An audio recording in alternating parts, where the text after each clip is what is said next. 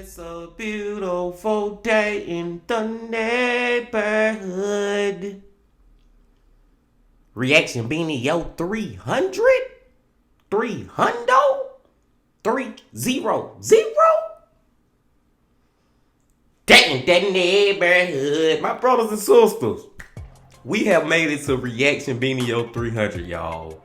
And real quick, man, I was just going through the Reaction Beanie Yo playlist last night, just watching a couple of videos, skimming through them, and I started from the very beginning.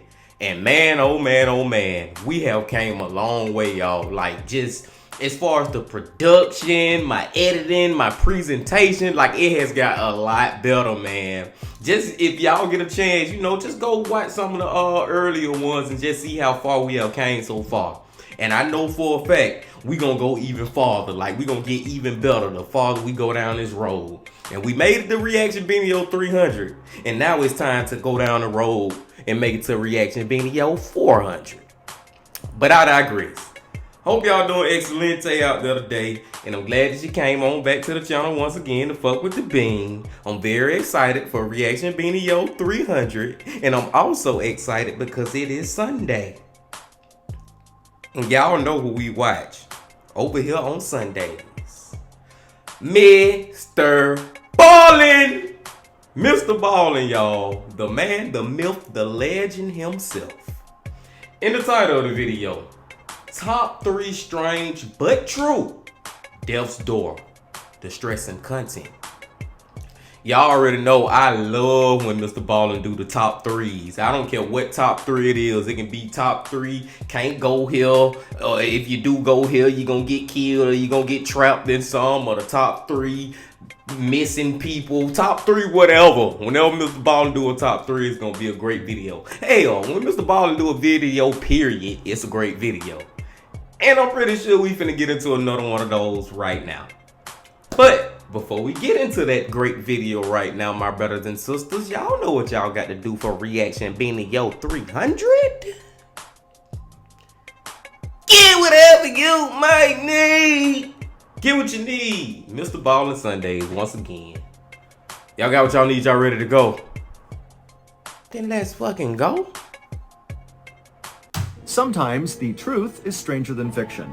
And today, we're going to look at 3 stories that demonstrate that. But before we get into those stories, if you're a fan of the strange, dark, and mysterious delivered in story format, then you've come to the right place because that's all we do, and we upload once a week. So, if that's of interest to you, the next time the like button lets you borrow their favorite book, be sure you spill several cups of water on the pages so it warps the book and it never closes flat again. Also, please subscribe to our channel and turn on all notifications so you don't miss any of our weekly uploads. Okay, let's get into today's stories.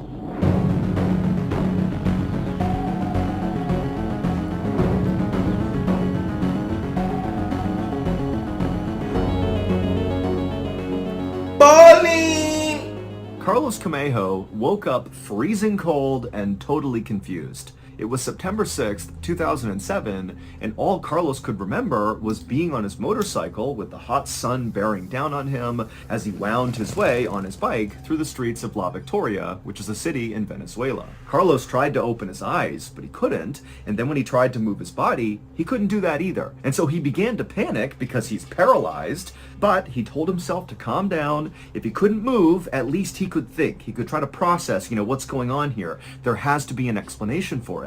And so Carlos, in total darkness and immobile, began going through over and over again this whole motorcycle trip, which was his last memory. And he remembered that his friend had called him up and asked him to go out on this ride. Carlos used to go out all the time on his bike for fun with his friends and by himself, but now that he was 33 years old and married, he didn't have the time for it as much. But the weather had been so beautiful that when his friend had called and asked to go out, Carlos said, let's do it. And so Okay, I'm finna make my first crazy prediction, but I think I'm right, y'all. I think I'm right about this one for real.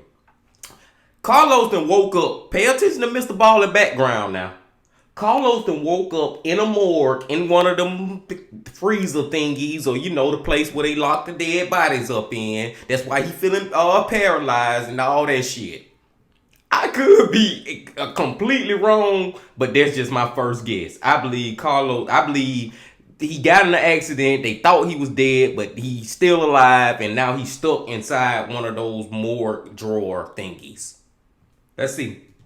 Carlos began going over in his head the route that they had taken through La Victoria, and all he could remember was this long straightaway and then a right turn and then nothing. It was like after he made that turn, everything went blank. And as Carlos thought about how weird it was that one, he was paralyzed, and two, he had no memory of what happened after he made that right turn, he started to realize that he felt something against his back. It was like there was a block underneath his back, kind of right between his shoulder blades, propping his chest up, and he felt his arms kind of dangling down by the side, and it was very uncomfortable. And as he laid in this totally awkward position, he began to hear somewhere out in the ether unfamiliar voices just kind of chatting, and immediately Carlos is like, okay, someone's here to help me. I don't know what's wrong with me, but somebody's here, I'm gonna be okay. And soon, whoever was talking near Carlos had moved closer to him, and actually Carlos began to realize that it was actually more than one person. It was at least two people talking back and forth, but again,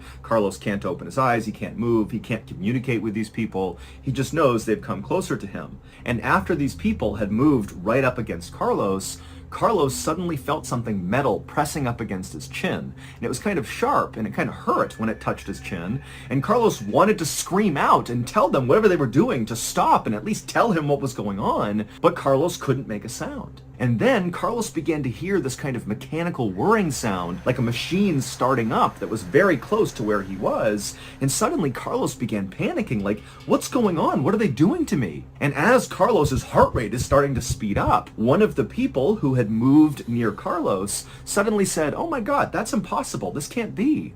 And then again, Carlos felt more pain in his chin. And then the pain got dramatically worse. It went from just kind of like a poking feeling to something going into his chin, and he felt it moving underneath his skin like a knife cutting through him, and then whatever it was, it went out of his chin. And as this is happening, Carlos is trying so hard to just wake himself up and do something to tell these people to stop, but he just couldn't do it. And then again, he felt that sharp pain in his chin, another round of something going into him, moving underneath his skin and then poking out again, and the pain became so blinding that suddenly Carlos was able to kind of break through this paralysis, and his eyes shot open. And for a second, all Carlos could see was like blinding lights, but then as things came into focus, he saw there were two people, the people who had been speaking, wearing these huge goggles and face masks, and one of them was holding a big needle with black thread attached to it, and that thread was coming from Carlos's chin. They had been running that needle through his face, stitching his chin for some reason, but with no anesthetic. And so as Carlos is staring up at these people in goggles, the people in goggles are looking down at Carlos, and they're totally horrified, and they just kind of begin backing up, not really sure what to make of this. I'm not sure what to make of this. First of all, I was wrong. I thought he was in one of those morgue drawers, but apparently he getting surgery done to his jaw right now. But why didn't they use no anesthetics? Like, and why are they so shocked that he woke up from this? Like, what the fuck? Why are they sewing his jaw up? Did he get in a horrible accident or fucked his mouth up or something? I'm totally confused now, and MrBallen got me once again. And then Carlos, again, kind of breaking through this weird paralysis he was under, he was able to lift his head up and look down at his body. And he saw, to his horror, that he was totally nude. He was laying on a metal table, and there was this Y drawn on his chest, starting at his collarbones, coming down right underneath his throat, and then straight down across his chest. And then after Carlos saw this Y on his naked body, he looked over at a tray that was right next to this metal table near these two guys in goggles who were now kind of backing up, and he saw there was a whirring instrument on this table, and it was a circular blade, a saw. That was the sound he heard, and that's when Carlos figured it out. These goddamn folks was in the middle of doing an autopsy on this man when he finally woke up. Oh my fucking God. They was literally doing an autopsy. When I heard the Y thing, the incision, whatever they call it, think about the chances of that. Think about how crazy that is. OMG.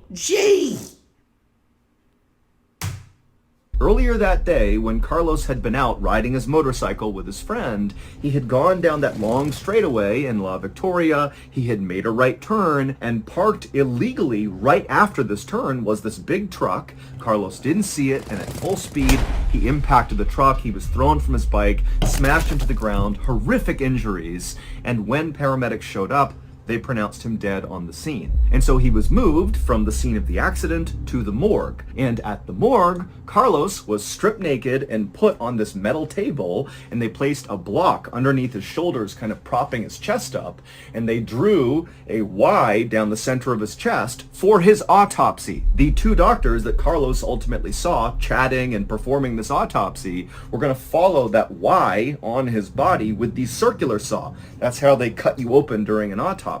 But right before they were about to do that, the doctors noticed that Carlos was actively bleeding from his chin. And since he was supposed to be dead, that didn't make any sense. And so that was why one of the doctors had said, oh my goodness, this can't be. And so not really sure what to make of it, they had just grabbed a needle and begun stitching his face together to stop the blood from going down his chest. And then Carlos opened his eyes, and it dawned on the two doctors that, oh, he's alive. That's why he's still bleeding. We should definitely take care of him now. But amazingly, after Carlos came back from the dead, he was simply moved into the hallway and left on this metal table, and the doctors who were going to perform his autopsy just left the paper that said he needed an autopsy in his pocket, just kind of showing that, hey, we were just following orders. Somebody told us to give you an autopsy. This is not our fault.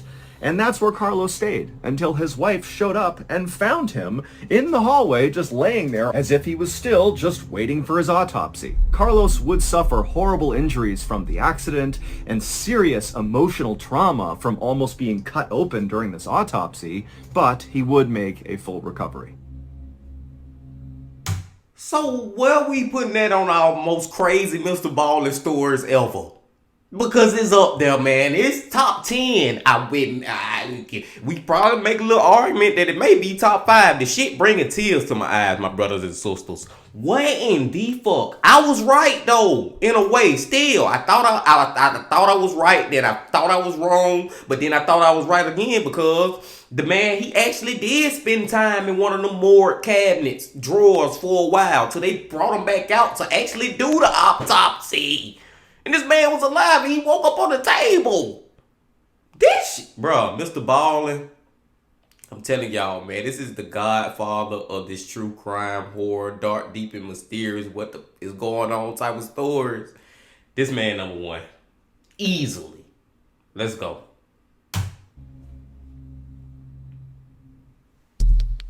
A walk in the woods. On the afternoon of May 11th, 2015, 55-year-old Natalia was gathering sap inside of a Russian forest with her 82-year-old friend, Valia. The two of them had been coming to this grove of birch trees for many years. They enjoyed the peace and solitude of nature, and it was also a good place for Natalia to bring her little dog so he could run around while they collected the sap. It was a perfect spring day. The weather was very mild, the sun was out, and the two friends had a great time just kind of moving around to the different birch trees, using their little drills and hammers to get their taps into the tree, and then they'd put their glass bottles underneath each tap to collect their harvest. And then at some point, Natalia felt like she had all the sap she would need, and she began gathering up her things to get ready to leave. And as she did that, she looked over at Valia, and she had found this really big birch tree, and she had sat down underneath it and was working hard to set her tap. And so as Natalia registered that Valia was over here, kind of doing one more tree before they left, she began looking around for her dog. And she found her dog, and he wasn't too far away from Valia, and he was just kind of moseying around one of the trees, when suddenly Natalia noticed the dog came to a hard stop, and it turned and looked deeper into the forest, like it had clearly registered something that had put it on alert that was out of view. And so Natalia, her view was obscured from whatever the dog was looking at, and so she put down her equipment and kind of moved between the trees to see what her dog was looking at. And at some point, her view cleared, and she saw pretty far off in the forest was something huge, this dark thing kind of moving behind the trees. And suddenly, it jumped out from behind the trees and ran towards the dog. Oh, it was shit. a huge Russian brown bear.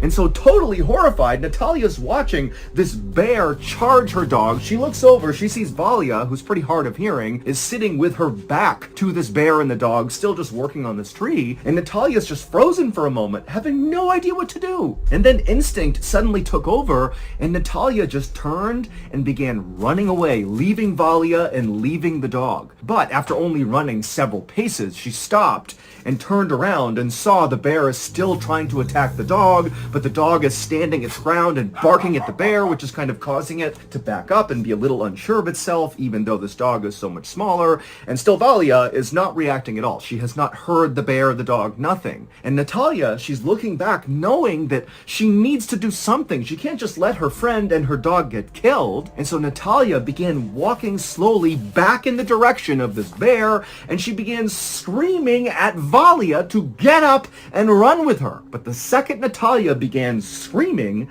the bear went from looking at the dog to turning and looking at Natalia, and suddenly it was like the dog meant nothing. The bear had decided it was going to go after Natalia. And so Natalia, she's staring at this bear, realizing, oh my god, it's going to charge me. But before she could even turn to run, the bear had ran at full speed and jumped at her. Natalia turned and she tried to run, but the bear bit down on her thigh, and she felt it crush her leg and pull her to the ground and whip her up against a nearby birch tree, and she's screaming and trying to pull herself away, but the bear is ripping at her leg, trying to yank her back into the forest. And then Natalia, she sees her little drill that she uses to set the tap in the trees, and she reaches out and she grabs it, and she turns, and her leg is being actively eaten by this bear. And she turns on the drill, and she's about to jam it into the bear's eye when the bear suddenly stands up to its full height and then just falls all its weight down onto Natalia's chest. And immediately Natalia dropped the drill, and the bear clenched down on her throat. Now at this point, Valia, who again is hard of hearing, she didn't know what was going on, she turned around and saw this bear mauling her friend. And can you imagine that? Can you imagine turning around and seeing your best friend, your boyfriend, your girlfriend, your family member, any goddamn body just getting ate by a fucking bear, getting mauled by a bear? Can you imagine that shit? You have no idea this is happening until you turn around. Oh my god, man. This shit is crazy. so what does she do? She runs over to this bear, right behind it, and begins pummeling this bear and screaming at it to get off her friend. And the bear, who barely registers Valia hitting it, it just lets go of Natalia for a second. It turns around, and you got to remember, this bear has been eating Natalia. Its face is covered in her blood. And it turns and looks at Valia, and Valia, she's terrified. She begins stumbling backwards, and the bear is clearly about to jump on Valia when Natalia, who's barely alive, she sees this happening, and she just begins screaming at this bear while she's laying there bleeding out, trying to attract the bear to come back and keep eating her to spare Valia. And it works. The bear, hearing Natalia screaming behind it, forgets about Valia and turns back around and resumes eating Natalia. And then just seconds later, the bear actually lifted up Natalia by her neck, and it ran off into the woods carrying her. And so Valia is just left watching this happen. She knows she's not going to be able to stop this bear, and so she just begins running back towards the car, which was not that far from where they were. And when she got out there, she grabbed her phone and she called the authorities. About an hour and a half later, hunters sent by the police, along with animal control,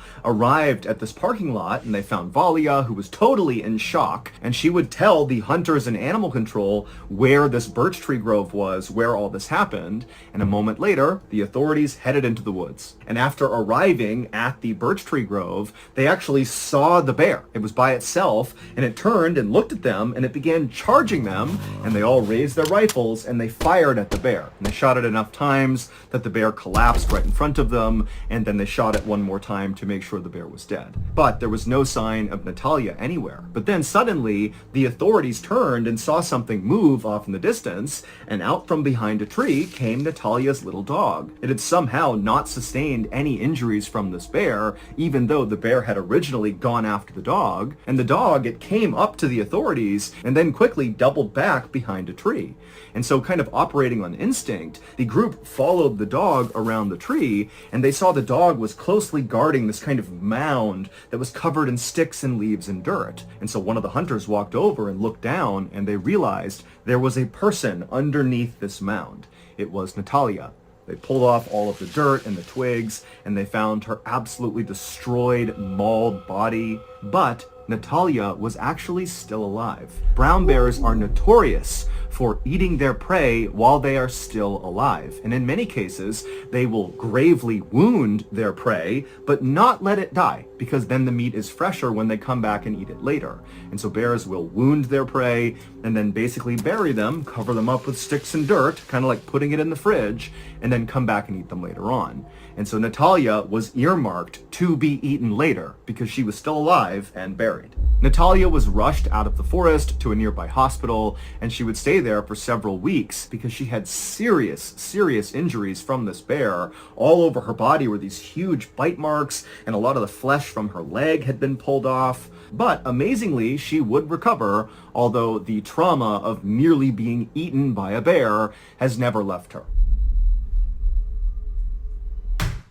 That was an amazing one too, y'all. Oh my God, man. I'm so happy this damn lady Natalia survived that shit. And I started to get like a good feeling in my heart that maybe this lady would survive. And she did survive. But like I said, for her homegirl to turn around and see that happening, that shit, can you imagine being in her place? Can you imagine just being in that damn place? Can you imagine being in the damn dog place? I'm just saying, man. And not to even be funny with this, y'all. Real fucking talk, man. Real talk. If you going to deep in the woods and you out there with just you and your friend and your pet or whoever, you know what I'm saying? Bring a fucking gun. Start everybody. Start Second Amendment. The right to bear arms. Carry some type of weapon. Please, man. Let's try to avoid situations like this, man. I'm just glad she survived. And it was crazy that the damn bear covered her up. Did y'all see that picture of her covered up? And he was going to come back and eat on her some more later. Let's go to the last one. Thank you to BetterHelp for sponsoring. And a MrBallen commercial. But let's get to the last one, man. These first two has been fucking amazing, MrBallen. Oh my God, man. Number one, headache.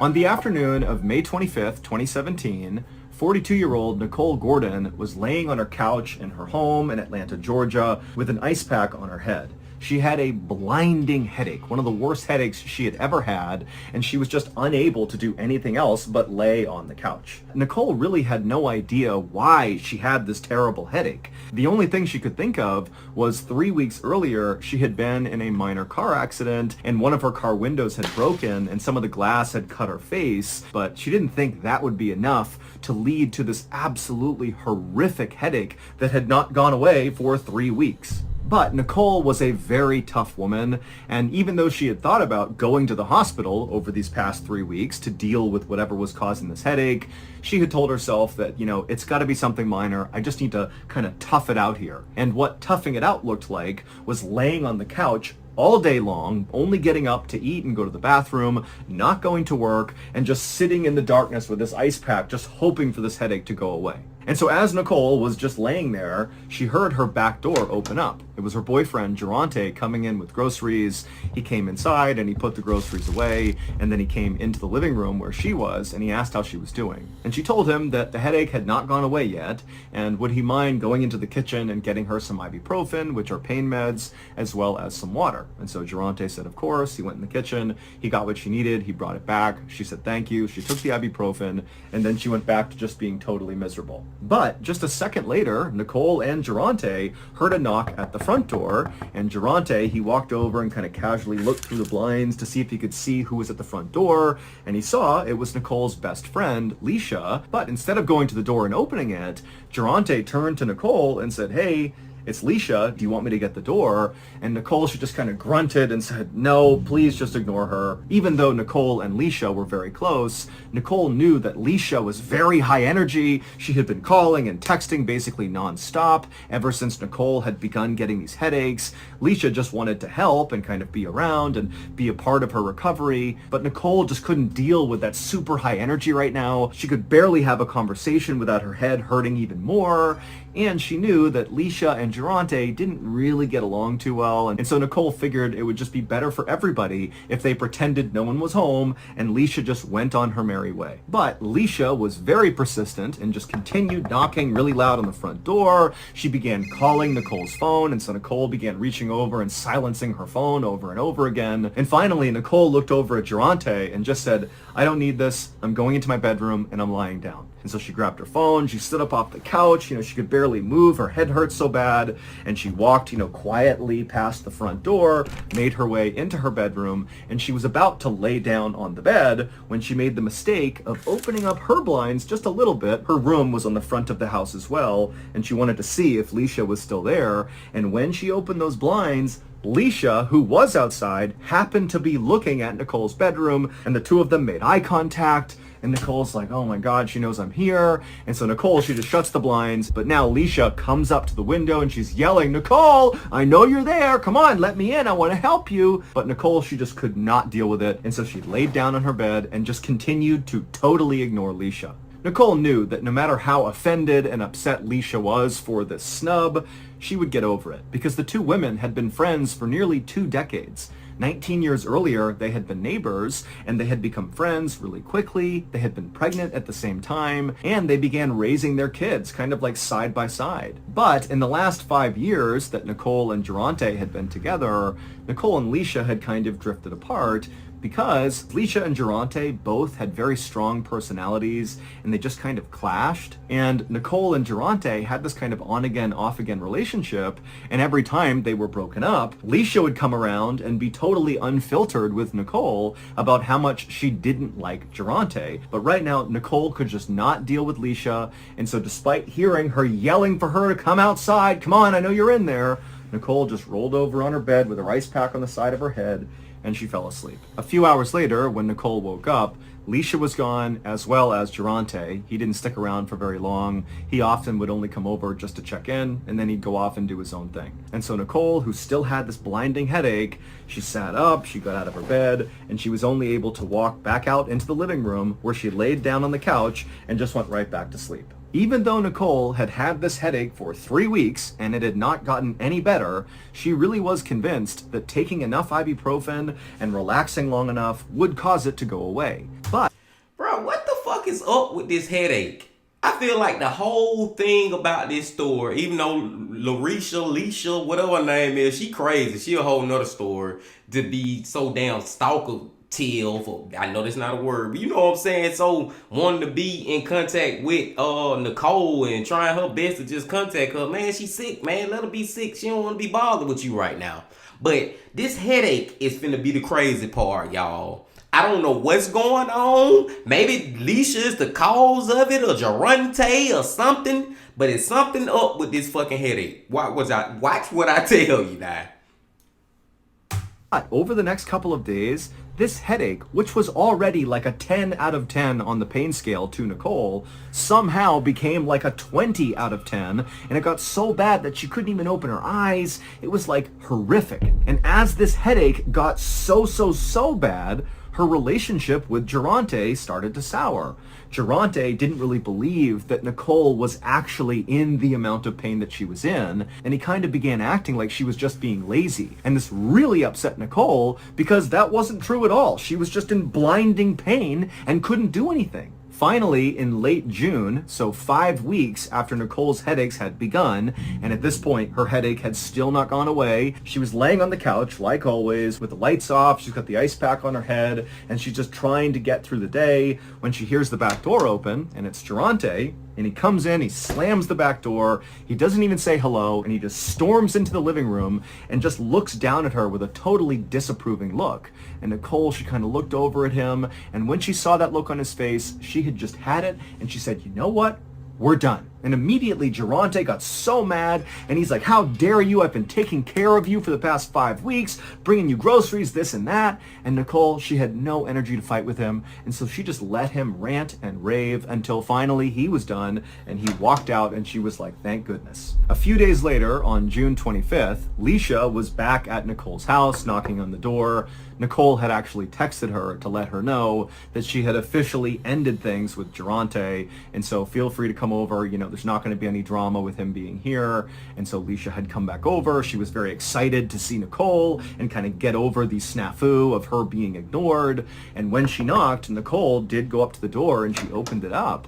And Leisha, as soon as she saw Nicole, this is like the first time she's seeing her since Nicole's headaches had really begun, she knew something was definitely wrong with Nicole. Her entire apartment is totally dark, all the windows are covered up, and Nicole is squinting out at Leisha, kind of beckoning her to come inside. And Leisha's like, "Oh my gosh, like how bad is this headache?" And Nicole could barely make a sentence, and she just said, "Oh, it's so bad, it's so bad." And so Leisha came inside, and Nicole led her through the dark apartment to the kitchen and back. And Nicole, she sat down, and Leisha sat down opposite her. And Leisha began asking Nicole questions about her headache, about Geronte, just kind of about her life. And quickly, Leisha realized that Nicole really wasn't making any sense. Her answers, even to the simplest questions like, "What did you eat today?" were in fragments and didn't really make any sense. And finally, Leisha said to Nicole, "Hey, this can't be a normal headache. This is something serious. You need to go to the hospital." And at this point, even though Nicole had been trying so hard to just kind of white knuckle her way through whatever was going on in hopes it would go away, she was starting to realize that there was something wrong here and she needed help from a doctor. You know what though, and I just thought about it after MrBallen said it. Yeah, this lady should have been went to the hospital a long time ago, or a doctor, set up an appointment for a doctor office, at a doctor office or whatever, man. Like she should have been went to try to go get help. Like weeks of trying to just fight through this and just trying to fight through the pain till it magically go away. And I know I have done that with headaches and toothaches and everything under the sun, as far as that's what we do as humans. We try to fight the pain and hope it'll go away. But for her to fight it for weeks and weeks and still not going to get no help and it's just getting worse and worse. Damn, man, I feel like she should have went and got help a long time ago. But let's see what happens after she does go get the help. And so Nicole agreed to go. And so Leisha would help Nicole up and kind of assist her out of the apartment and into Leisha's car. And Leisha would take her to the hospital. And when they got there, Leisha brought Nicole into the emergency room and she explained to the nurses and doctors that Nicole had this terrible migraine. It started after she was in this minor car accident 5 weeks earlier. And so the doctors and nurses brought Nicole back to one of the rooms and they began kind of treating her the way they would any other patient who had a serious headache. They asked her if she was hydrated. They asked what medication she was taking. They asked her what she was eating, how much sleep she was getting. They were just kind of going down the list of different things that could cause this headache, but nothing stood out as a red flag. Even the fact that she had been in this minor car accident and had some cuts on her face from the glass, that really wasn't enough for them to think, oh yeah, that would cause 5 weeks of a persistent migraine-like headache. They even looked at the cuts on her face to see if maybe they were infected or something, but they weren't. Basically, they had no idea what was causing this. But the doctors and nurses were very concerned because persistent, extreme pain in your head could be signs of a stroke or an aneurysm or something, both of which can be fatal. So they put Nicole through a series of imaging scans to get a look inside of her head to try to figure out what was going on. And after they finished all these scans, Nicole was brought back to her hospital room and she laid down on the bed. And even though she felt terrible still because of this headache, she at least felt like, okay, finally, these people are going to figure out what's wrong with me. They're going to give me medication. This headache's going to go away and I can get back to my normal life. But only a few minutes later, as Nicole is laying there trying to get comfortable, the door to her room suddenly burst open and a swarm of people came into the room looking very concerned. And in the middle of all these people was a guy wearing a suit, and he walked up to Nicole and he said he was a police detective, and he held up one of her scans and he pointed at it. But to understand what he was pointing at on her scan, we need to go back and look at what really happened on the day that Nicole got into that minor car accident. Bruh, did she get shot or something in the head and it left some fragments and she don't remember what happened and it caused all this because she don't remember? Did Durante fucking shoot her and did something to her and caused her brain damage, but she never realized what happened and now it's all coming to light? What the is going on, my brothers and sisters? What do y'all think, man? I honestly don't know what the hell we about to hear from MrBallen. But I'm thinking this lady, whatever this accident, I'm thinking she had some kind of brain damage. It's something lodged in her brain right now. Something. But why would the detectives? I don't fucking know, man. Let's just fucking see. This shit is crazy. Back in early May of 2017, Nicole and Durante, who were still dating at this point, had just come back to Nicole's house after the two of them had been at a house party together.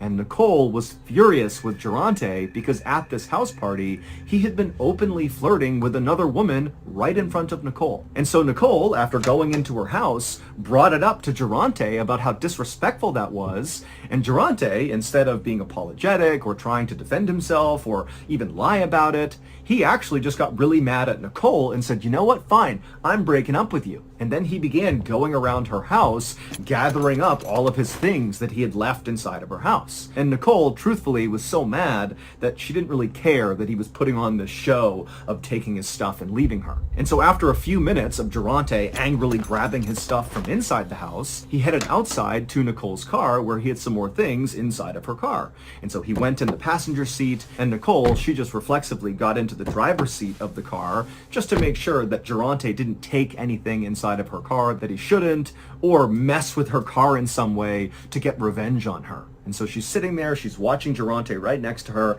gather up his things, and then he hops out of the car, doesn't say a word to her, and then he walked around the front of her car and got into his car, which was parked right in front of hers, facing out towards the road. He climbed into the driver's seat, shut the door, and then he didn't move. And so Nicole, she's still sitting in her car, looking at Durante, hoping that he's just going to leave now, but he wasn't. And so suddenly feeling so frustrated and mad at him for everything, she turned on her car and drove forward, not fast or anything, and bumped intentionally into the back of Durante's car, and then she backed up to where she had been. And after she did that, she stared angrily at Durante, basically being like, what? Like, I want you to leave. Like, get out of here. And Durante, he was furious. And so he threw his car in reverse and he really hit the gas and rammed into the front of Nicole's car. And in fact, he hit her car so hard that her car lurched backwards and smashed into her fence. Damn. Now, Nicole's memory only showed her this exchange. She remembered fighting with Durante, him getting his stuff, and then her bumping into him, and then him really hard smashing into her. And so when she thought about the minor accident she had gotten into, this was it. But what Nicole did not know as she was laying in the hospital bed, as this detective is holding up the scan and pointing at it, is there was actually a whole other series of events that played out after Durante backed into her. After Durante backed into Nicole and she smashed into her fence, Durante got out of his car, walked up to Nicole's car, drew a gun, and shot Nicole in the head. That's what happened. This was not... I fucking called it, my brothers and sisters. I called it, y'all. Oh my God, man. This man fucking shot this damn lady. And then knew what was going on this whole time. Knew why she was having all these headaches. And he coming over there every day like he checking on her. then he get mad at her when she should be putting his ass in prison, but she don't even have the damn memory to remember what the fuck he did. MrBallen is crazy with these goddamn stories, and I fucking love them. Oh my God. Not a glass cut. This mark on her forehead was where the bullet went into her skull. But obviously, this did not kill Nicole. It knocked her unconscious, and Durante picked her up, put her in his car, and drove her to his mother's house, where he told his mother that, oh, Nicole was drunk and she got into a small accident and, she just needs to rest. And so Durante's mom, believing her son, put some Neosporin on Nicole's entry wound from the gunshot, put a Band-Aid over it, and kind of looked after her for the night. And then when Nicole came to, she had no idea what happened. Her memory only existed up until Durante rammed into her. She didn't remember him getting out and shooting her and all of that. And so when Durante realized that Nicole didn't know he shot her, he just went along with it and said, oh yeah, you got drunk and we were fighting a little bit and you got into a small accident and I think the glass fell down and cut your head. That's all that happened.